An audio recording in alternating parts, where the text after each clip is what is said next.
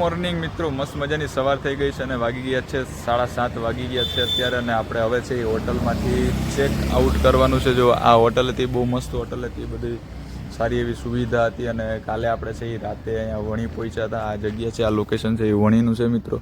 તો આપણે છે એ રાતે પહોંચ્યા હતા મોડા. પછી બધું થોડું આજુબાજુમાં આપણે અહીંયાથી અહીંયા આમ ગયા ને આમ થોડુંક બધું ફર્યા, હું ને અક્ષય ને એમ. અક્ષય બરાબર ને? તો હવે છે એ આપણા વણીથી હવે સીડીનો છે એ જર્ની સ્ટાર્ટ કરવાની છે. તો હવે છે થોડી જ વારમાં હવે આપણે નીકળીએ. 5-10 મિનિટમાં ચા મસ્ત પી લીધી છે. તો વ્લોગમાં કન્ટિન્યુ રહેજો મિત્રો. તો ફાઇનલી આપણે છે ને અત્યારે નાસિક પહોંચી ગયા છીએ. અને આ ઘાટ છે, રામઘાટ છે, પૌરાણિક ઘાટ છે. અહીંયા એવું કહેવાય છે કે રામ ભગવાને આ ઘાટમાં સ્નાન કર્યું હતું.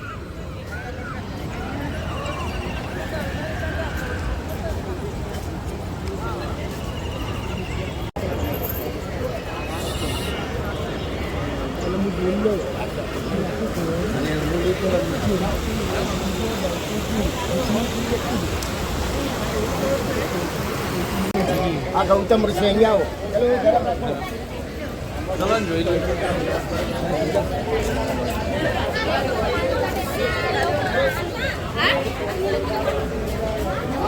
આ ગૌતમ ઋષિ ગોદાવરીને લઈ આવેલા, ઇન્દ્ર ભગવાનને શ્રાપ આપેલા હતા. અહિલ્યાનો પતિ છે. આ રામ નામનો નામ છે. 7 કરોડ શ્રીરામ જયરામ અંદર મૂકેલા છે વાસણમાં. પિત્તળના વાસણ છે. જો કુંભનો મેળો 4 જગ્યા લાગે. હરિદ્વાર, પ્રયાગ, ઉજ્જૈન, નાસિક. 5મો છે ને પુષ્કરનો છે. આ બધા રામ નામનો મંત્ર છે. હવે 2007 અહીંયા છે ને અહીંયા ત્રિવેણી સંગમ છે એવું કહે છે. અંકલ છે ને એ બધા અહીંના જાણકાર છે. અહીંની હિસ્ટ્રી શું છે, કયો હિસ્ટોરિકલ પેલેસ છે, એ બધું પ્લેસીસ છે હિસ્ટોરિકલ, એ આપણને બધી એની ઇન્ફોર્મેશન આપે છે. એને આપણે ફોલો કરીએ. કાકા પણ ગત ના ઉતાવળા બહુ છે. જો જાય કાકાને પણ ઘણી ઉતાવળ છે. 12 જ્યોતિર્લિંગના દર્શન મળે છે. બુટ અહીંયા કરો. ડાબી સાઈડથી જવાનો, પહેલાં અહીંયા જાય, અહીંયા કપાલી, પછી અંદર પછી અહીંયા આવવાનો. આ ગોરારામ, પછી સીતાની ગુફા, 5 વડ કાલારામ. 5 મિનિટનો રસ્તો છે. અહીંયા આવેલા તો જોઈ લો ભાઈ, અડધો કલાક લાગે.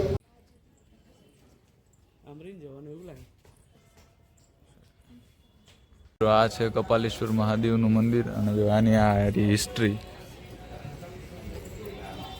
તમે વાંચી લેજો અને પોસ્ટ કરીને.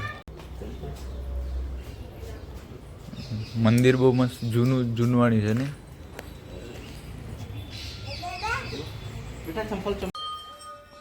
મંદિરનું નકશી કામ ને આમ આ લાકડા બાકડા ત્યારનું બધું જૂનું છે ને. કે આ મંદિર છે ને 200 વર્ષ જૂનું છે એવું કહે છે. ઓલા અંકલ કહે છે, હું નથી કહેતો. પણ આમ તો આમ જોઈને તો લાગે છે કે વિશે તો ખરું જૂનું. આ મંદિર છે ને એ સીતા માતાની ગુફાનું મંદિર છે. જો કે છે ને આપણે તો અહીંયા જતા નથી, કેમ કે અંદર બહુ 20-25 મિનિટ લાગે એવું છે. અંદર ગુફા જેવું છે.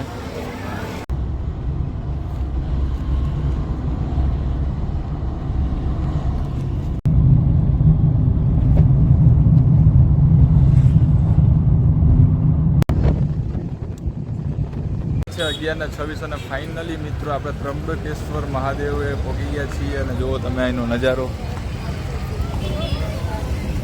પહેલાં તો હું વિચારતો હતો, મેં કીધું મહારાષ્ટ્રમાં આ બધો એરિયા છે એ લગભગ ડુંગરાળ એરિયા નહીં હોય, પણ અહીંયા ને ચારે બાજુ માઉન્ટેન જ છે, પર્વત છે.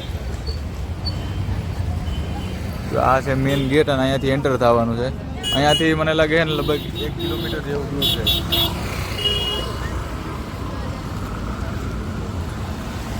મિત્રો નજારો જોવો બાકી તમે. આવા મસ્ત પહાડની અંદર છે એ ત્રંબકેશ્વર મહાદેવનું મંદિર છે. જો ચારે બાજુ છે ને પહાડ જ પહાડ છે. અને મિત્રો એનો માહોલ આમ બહુ જોરદાર છે. મજા આવે, એરી ફીલ થાય છે ને મસ્ત ફ્રેશનેસ બહુ જોવા મળે. જોવો બાકી છે ને ગાડી જાય એમ હતી અંદર સુધી, પણ એને આપણે ન લઈ ગયા. એ ને બહુ મોટી ભૂલ કરી. હવે ને 1.5 કિલોમીટર જેવું હાલવાનું છે. આમ સામે કંઈક બોર્ડ તો દેખાય છે. જોઈએ હવે અહીંયાથી કેટલું મંદિર દૂર છે. ત્રંબકેશ્વર મંદિર છે એ સીધું છે અને નવનાથ ઘાટ અહીંયાથી લેફ્ટ સાઈડમાં છે. હાલો બીજું હું હવે હાલી નાખી થોડું મેમ અહીંયાથી ને હાલતા હાલતા જઈને આગળ એમ ઓલા પહાડ નથી આ પહાડ એની નજીક નજીક જતા હોય ને એવું જ લાગે આમ પહાડની જાણે નો આમ અંદર જતા હોય એ રીતનું ફીલ થાય.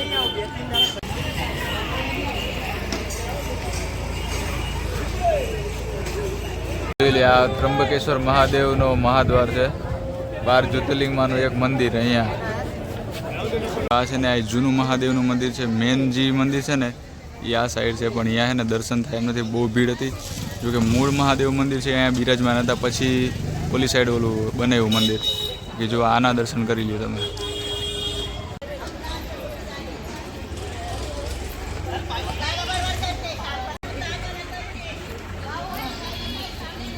છે ને આપણે અહીંયાથી રિટર્ન થઈ ગયા છીએ. જૂના મહાદેવના દર્શન થયા પણ જે ઓલું મેન મહાદેવનું મંદિર હતું જો કે નવું બન્યું હતું એના દર્શન નથી થયા, પણ તો એ કાંઈ વાંધો નહીં, નેક્સ્ટ ટાઈમ આવતું ત્યારે કરી લઈશું. તો હવે આપણે રિટર્ન થઈ ગયા છીએ, પાછા જેમ ગયા હતા હાલીને એવી રીતના પાછા રિટર્ન જ આવી છે. તો મળીએ હવે આગળ અને વચ્ચે ક્યાંક હોટલ આવે તો જમીએ, કેમ કે અત્યારે હવે 12 વાગવાના છે તો ભૂખે એવી લાગી છે. તો વધીએ આગળ અને મળીએ તમને બ્લોગમાં આગળ.